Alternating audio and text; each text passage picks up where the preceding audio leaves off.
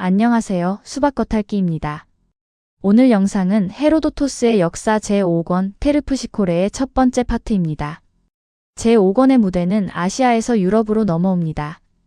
페르시아 제국이 어떻게 발칸반도 북부, 즉 트라키아와 마케도니아를 자신의 지배망 아래로 끌어들였는지 그 과정을 헤로도토스의 눈을 따라 함께 살펴보겠습니다. 오늘 영상은 크게 5꼭지로 구성됩니다. 첫째, 메가바조스의 트라키아 원정부터 마케도니아 사절단 사건까지의 사건 연표. 둘째, 헤로도토스가 주변 민족들을 묘사하는 방식에 담긴 수사학적 정치적 의미. 셋째, 지배와 피지배 관계, 특히 폭력의 사용 방식과 체면의 문제. 넷째, 페르시아 제국의 거시 전략과 이 사건들이 어떻게 연결되는지. 그리고 다섯째, 현대 고고학과 금석학 자료를 통한 역사성 교차 검증입니다. 첫 번째 꼭지입니다. 메가바조스의 트라키아 원정부터 마케도니아 사절단 사건까지 사건의 흐름을 시간 순서대로 짚어보겠습니다. 배경부터 간략히 짚겠습니다. 기원전 513년경 다리우스 1세는 흑해 북부의 유목민 스키티아를 정벌하러 대군을 이끌고 유럽 땅을 밟았습니다. 그러나 정착지가 없는 스키티아인의 초토화 전술에 발이 묶인 페르시아 군대는 성과 없이 철수해야 했습니다. 하지만 다리우스가 유럽에서 완전히 손을 뗀 것은 아니었습니다. 그는 헬레스폰토스를 건너 아시아로 귀환하면서 8만 명에 달하는 병력을 메가바조스에게 남겨두었습니다. 임무는 단 하나, 트라키아 전역을 페르시아의 영토로 평정하는 것이었습니다. 기원전 513년에서 512년 사이 메가바조스는 가장 먼저 헬레스폰토스 해안의 페린토스를 공격합니다. 페린토스인들은 과거 파이오니아인과의 삼중 결투, 즉 사람 대 사람, 말 대 말, 개 대 개의 대결에서 참패한 전력이 있었습니다. 그러나 이번에는 자유를 지키기 위해 필사적으로 저항했습니다. 그럼에도 페르시아의 압도적인 수적 우위를 끝내 넘지 못하고 함락됩니다.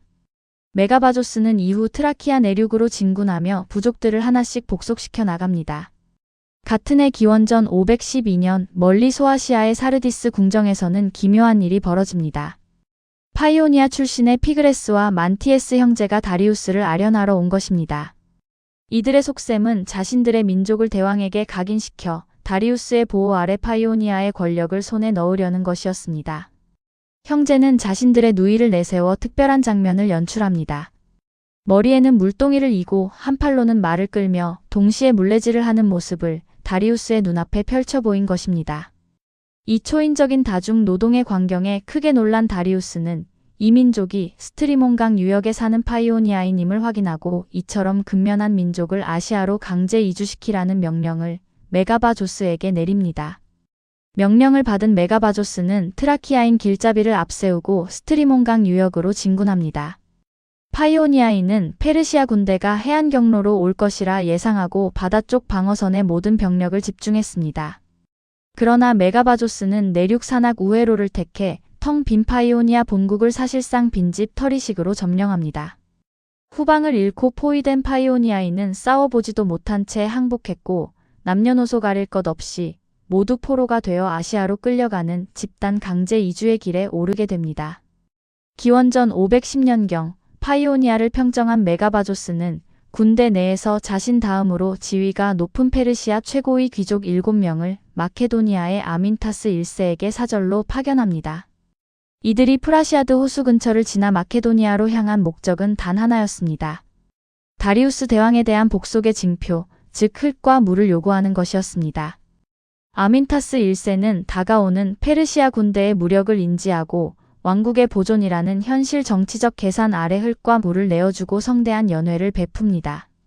그런데 연회가 무르익고 취기가 오르자 페르시아 사절단은 마케도니아 왕실의 여성들을 연회장으로 데려오라고 강압적으로 요구합니다.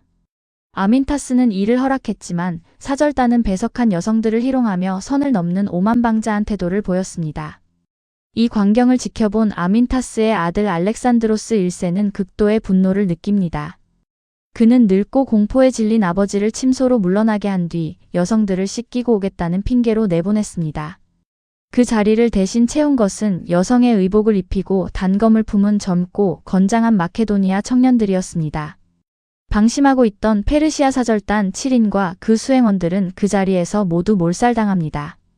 막강한 권한을 지닌 사절단이 흔적도 없이 사라지자 페르시아 측에서는 수색대를 파견합니다. 메가바조스의 아들 부바레스가 수색대를 이끌고 마케도니아에 도착하자 알렉산드로스는 막대한 금전적 뇌물과 함께 자신의 친여 동생 기가이아를 부바레스에게 아내로 내어줍니다. 이 정략 결혼을 통해 학살 사건은 은폐되고 마케도니아는 페르시아의 체제 안에 계속 머무르게 됩니다. 이 은폐 작업은 기원전 510년에서 498년 사이에 걸쳐 이루어진 것으로 추정됩니다. 이 일련의 사건들을 큰 그림에서 보면 페르시아 제국이 유럽의 변방을 복속하는 과정에서 얼마나 다층적인 억압 기제를 사용했는지가 선명하게 드러납니다. 페린토스에서는 노골적인 군사적 살육전이 전개되었고 파이오니아에서는 황제의 서신 한 장으로 민족 전체를 대륙 너머로 강제 이주시키는 국가주도의 디아스포라가 집행되었으며 마케도니아에서는 궁정 외교의 틀을 빌린 위협과 복속 요구가 이어졌습니다. 이는 단순한 영토 점령을 훨씬 넘어서는 전략입니다. 반항의 싹을 자르고 인적 자원을 재배치하며 현지 지배자를 제국의 위계 질서 하부로 편입시키는 것. 이것이 아케메네스 왕조의 전형적인 팽창 방식이었습니다. 두 번째 꼭지입니다. 헤로도토스가 트라키아, 파이오니아, 마케도니아라는 세 민족을 어떻게 묘사했는지 그리고 그 묘사 방식에 어떤 수사학적, 정치적 의미가 담겨 있는지 살펴보겠습니다. 헤로도토스는 역사 제5권 3장에서 트라키아인에 대해 놀라운 평가를 내립니다. 인도인 다음으로 세계에서 가장 수가 많은 민족이라고 단언하고 만약 단일한 지도자 아래에서 통치되거나 서로 화합할 수만 있다면 타의 추종을 불허하는 세계에서 가장 무적이고 강력한 민족이 될 것이라고 극찬합니다. 하지만 그들이 하나로 뭉치는 것은 불가능한 일이며 결코 일어날 수 없기에 그들은 본질적으로 약할 수밖에 없다는 것입니다. 헤로도토스가 여기서 단순히 트라키아를 평가하는 데 그쳤을까요? 그렇지 않습니다. 이 서술은 훨씬 고도로 계산된 정치적 메시지를 내포하고 있습니다. 당시 헬라스 세계, 즉 아테네와 스파르타, 이오니아의 도시국가들은 페르시아라는 거대한 위협 앞에서도 내정과 갈등, 상호 불신에 시달리고 있었습니다. 헤로도토스는 트라키아의 실패를 마치 수사학적 거울처럼 앞에 들이댄 것입니다. 트라키아 부족들이 그랬듯 분열된 상태로는 아무리 강한 민족도 각계격파 당할 수밖에 없다는 경고입니다.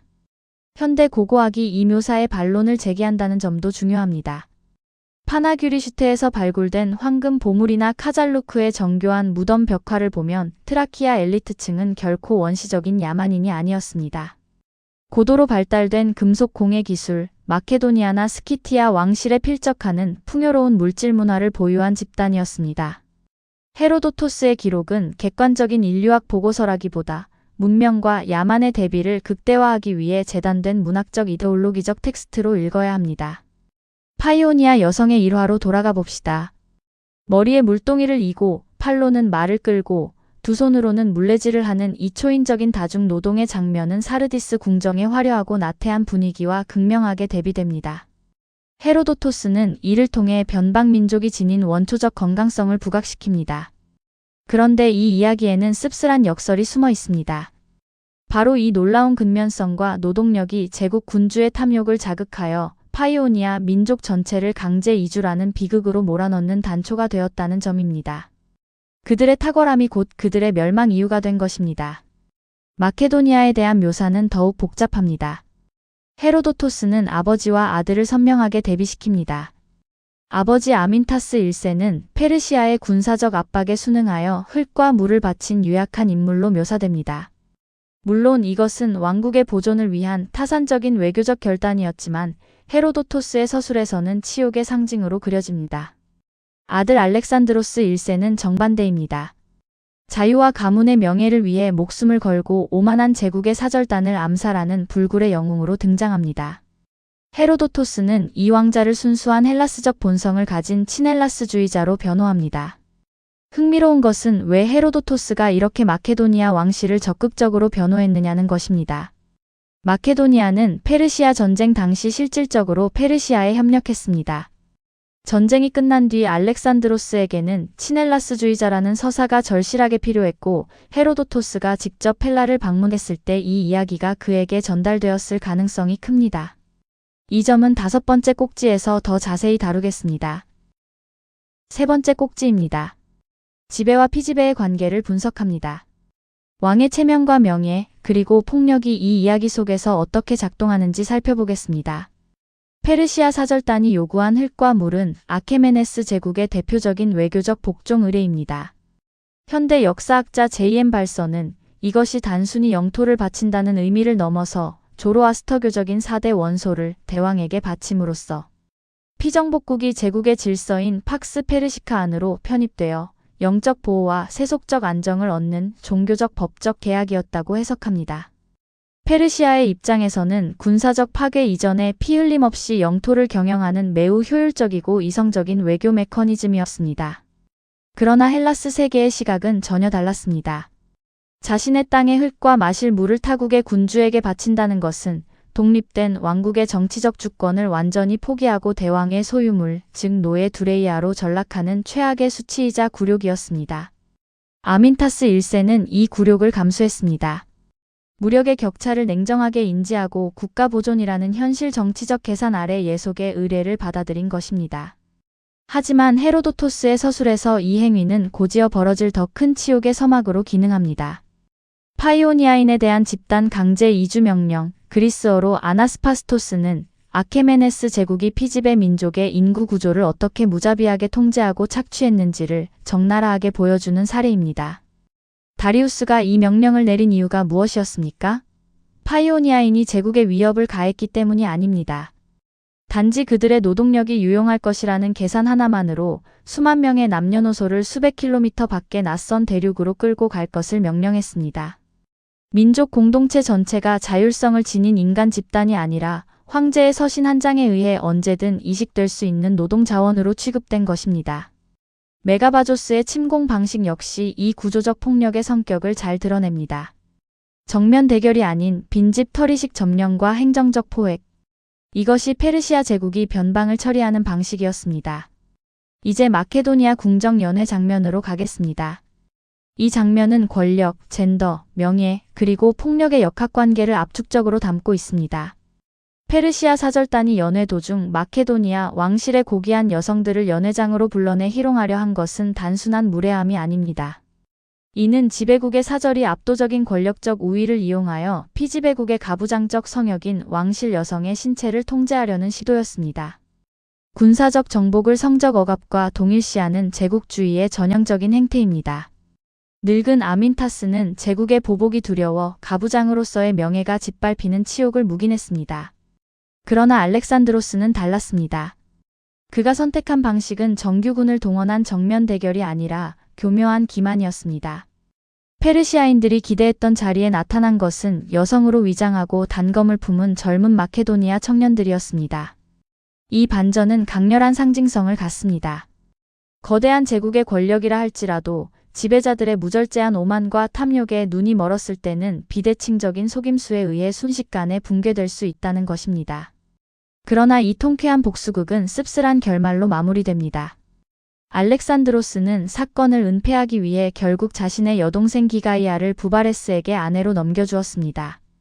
연회장에서 여성을 지키기 위해 시작된 폭력이 결국 진짜 여성을 제국 사령관의 품에 바치는 가부장적 외교 관습을 통해 무마되는 이 역설은 변방 국가가 제국의 언저리에서 생존하기 위해 감내해야 했던 저항과 굴종의 이중적 구조를 웅변합니다. 네 번째 꼭지입니다. 제5권 도입 후의 이 사건들이 페르시아 제국의 거시 전략 속에서 어떤 의미를 갖는지 그리고 이후의 역사와 어떻게 연결되는지 살펴보겠습니다. 앞서 말했듯 스키티아 원정의 실패는 페르시아에게 유럽 전략의 전면적인 재검토를 요구했습니다. 정착지 없는 유목민의 초토화 전술에 발이 묶여 물러선 다리우스는 군사적 위신을 만회하고 발칸반도 북부의 제국의 완충지대를 굳건히 세우기 위한 전략적 전환을 모색합니다. 그 핵심 임무를 맡은 이가 메가바조스였습니다. 페르시아의 입장에서 헬레스폰토스 해안과 트라키아 지역의 완전한 장악은 단순한 영토 확장이 아니었습니다. 지중해와 흑해를 잇는 전략적 교역로를 통제하고 향후 헬라스 본토로 진출하기 위한 불치망모 격의 교두보를 구축하는 필수 작업이었습니다. 메가바조스가 페린토스를 함락하고 도리스코스, 에이온 등의 수비대를 배치한 것은 바로 이 서진 전략의 인프라를 조성한 것이었습니다. 메가바조스의 트라키아 평정은 전략적 교두보 확보에 그치지 않았습니다. 막대한 경제적 자원이 제국의 금고로 흡수되는 효과도 나왔습니다.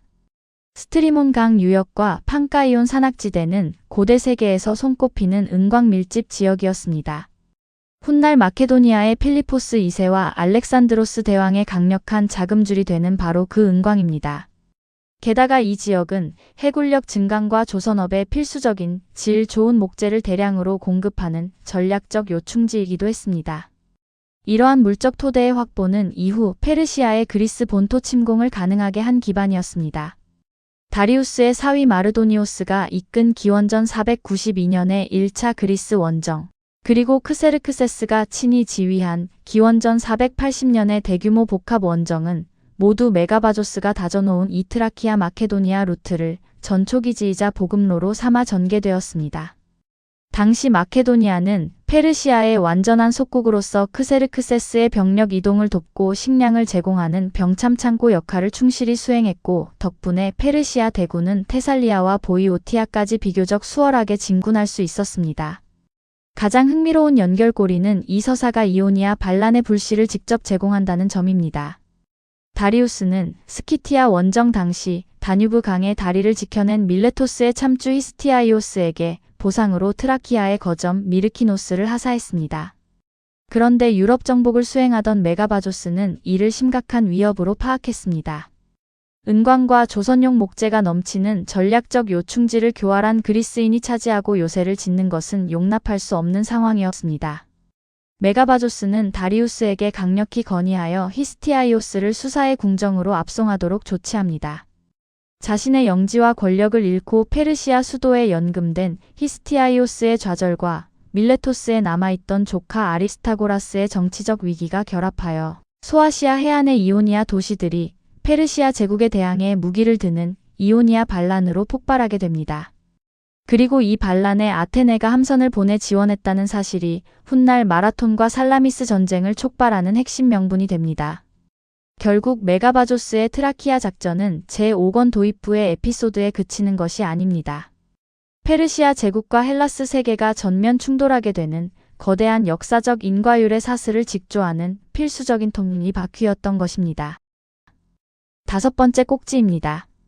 헤로도토스의 기록이 실제 역사와 얼마나 일치하는지 현대 고고학과 금석학 자료로 교차 검증해 보겠습니다. 마케도니아 펠라 궁정에서 벌어진 알렉산드로스 1세의 페르시아 사절단 암살 사건. 이 극적인 이야기가 과연 역사적 사실일까요? 2. 바디안, 하우 앤 웰스 등 다수의 현대 역사가들은 이 도살극이 역사적 사실이라기보다는 훗날 마케도니아 왕실이 고안해낸 정치적 면죄부일 가능성이 매우 높다고 평가합니다. 기원전 510년대 말 다리우스의 대군이 지척에 다가온 상황에서 소국 마케도니아의 아민타스와 알렉산드로스는 페르시아 제국의 종주권을 인정하는 속국 편입을 극히 이성적이고 타산적인 외교적 결단으로 수용했을 것입니다. 기가이아의 정략 결혼도 암살 은폐가 아니라 마케도니아의 아르게아스 가문과 페르시아 최고 귀족 가문 간에 맺어진 강력한 외교적 동맹과 평화로운 속국 편입의 과정이었을 가능성이 높습니다. 마케도니아는 이 결합을 통해 국경의 안정을 보장받았고 페르시아는 헬라스로 향하는 안전한 이동 통로를 확보했습니다. 그렇다면 이 암살 전설은 왜 탄생했을까요? 페르시아 전쟁이 기원전 479년 그리스 연합군의 승리로 끝나자 그간 페르시아의 후방 기지 노릇을 하며 협력했던 마케도니아는 아테네의 보복에 직면할 위기에 처했습니다.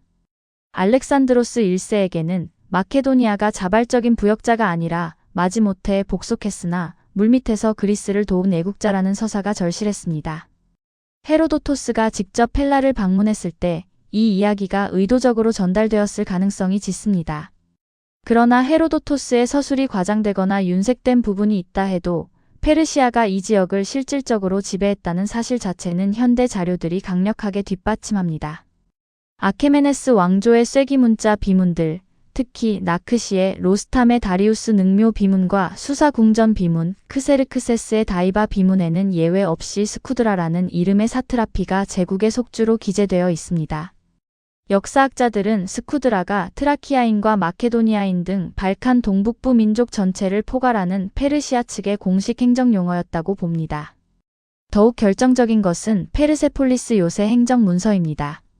기원전 509년에서 494년 사이에 식량 및 와인 배급 기록을 담은 방대한 엘라머 점토판에는 스쿠드라 출신의 노동자들이 제국 심장부로 차출되어 식량 배급을 받으며 복무했다는 기록이 명확히 남아 있습니다.